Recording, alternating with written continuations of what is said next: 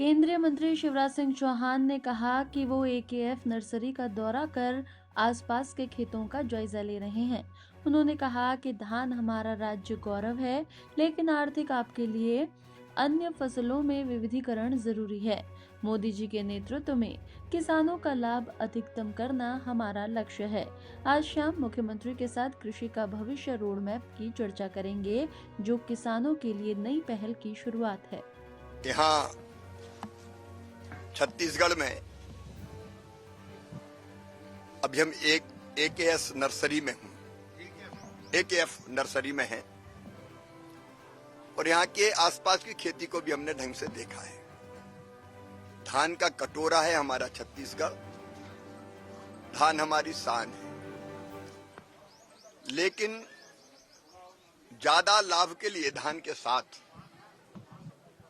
हमको दूसरी फसलों की तरफ भी बढ़ना पड़ेगा। ये हम देख रहे हैं, खपरी में ही हमने सब्जियों की खेती देखी,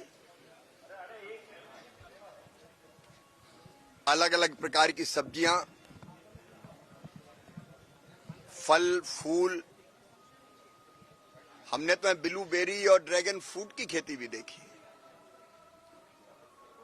विज्ञान का उपयोग करके हम फल सब्जियों और यहां तो खजूर की खेती हो रही है, इनसे हम अपने देश की जरूरतें भी पूरी कर सकते हैं और निश्चित तौर पर किसानों की आय बढ़ा सकते हैं।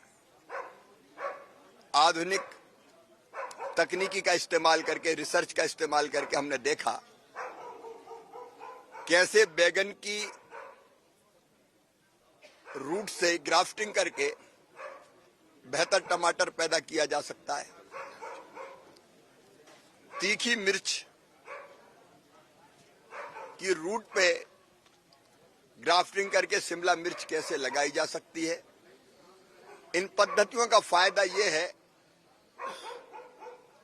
कि हम ऐसी किस्म एक ही परिवार की जो हो, जिसमें रोग कम लगते हैं, जड़ें वहां उसकी हो, जमीन से न्यूट्रेंट वो ले और पोषण मिले दूसरी फसल को जो ज्यादा उत्पादन देती है। छत्तीसगढ़ में ये प्रगति अभूतपूर्व हो रही है और फलों की खेती, फूलों की खेती, सब्जियों की खेती, औषधि खेती न केवल हमारी जरूरतें पूरी करती है बल्कि किसान की आमदनी बढ़ाती है। मोदी जी के नेतृत्व में, प्रधानमंत्री जी के, हमारा लक्ष्य किसानों की खेती और अधिकतम लाभ की कैसे बने, उस पर हम लगातार काम कर रहे हैं। उसी कड़ी में आज छत्तीसगढ़ के माननीय मुख्यमंत्री जी, माननीय कृषि मंत्री जी, हम लोग सब साथ हैं और शाम को मुख्यमंत्री जी के साथ हम लोग और आगे के कृषि रोड मैप पर चर्चा करने वाले हैं। मिलकर हम ये प्रयत्न करेंगे कि हमारा छोटा किसान भी ज्यादा लाभ कमा सके। इंटीग्रेटेड फार्मिंग के ऊपर भी हम लोग विचार कर रहे हैं कि इन परंपरागत खेती के साथ साथ आधुनिक खेती और उसके साथ साथ पशुपालन, मछली पालन, मधुमक्खी पालन, कृषि वानिकी, उनका उपयोग करके किसानों की